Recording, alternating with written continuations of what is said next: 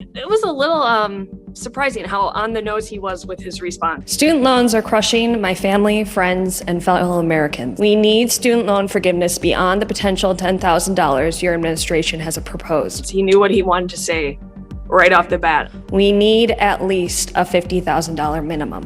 What will you do to make that happen? I will not make that happen. I will not make that happen.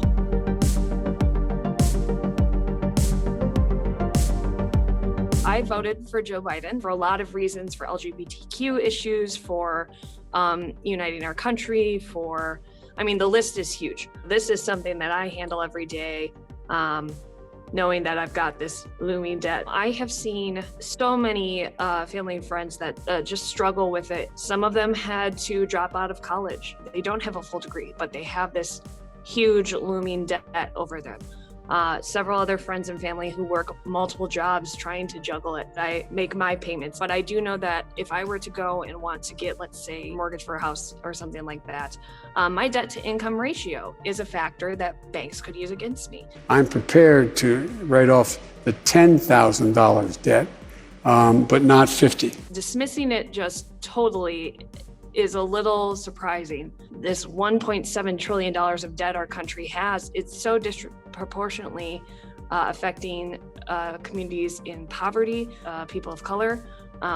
It's just across the board, it just continues to grow and grow and grow, and it really is a crisis for a lot of people. It depends on whether or not you go to a private university or public university. State schools aren't necessarily that much less expensive than private universities. It costs a lot of money to go to college. There are very few options besides getting a loan to get you through that. When you think of the domino effect that one piece of debt can have on the rest of your life, not to mention, medical debt or credit cards or other things that are impacted into that, it's just mind-boggling. Each of my children graduated from school. I mortgaged the house. I was listed as the poorest man in Congress for, not a joke, for over 30 years. But then there's those that are trying to argue that, I worked hard, you should have to work hard too. We are working hard. We are trying to live our day-to-day lives. And the pandemic has only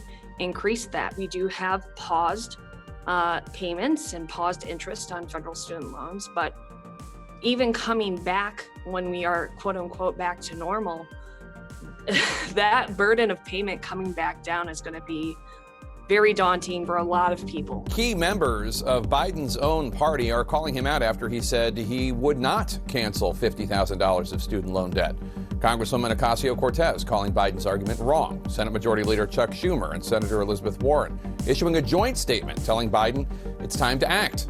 Looking at people's reaction to his answer and to my question, obviously it's very interesting how there's so many people that are so for the idea of student loan forgiveness, not just for themselves. It is for everyone. I've had a lot of people reach out to me and say, thank you so much for asking this. This is something that I deal with every day.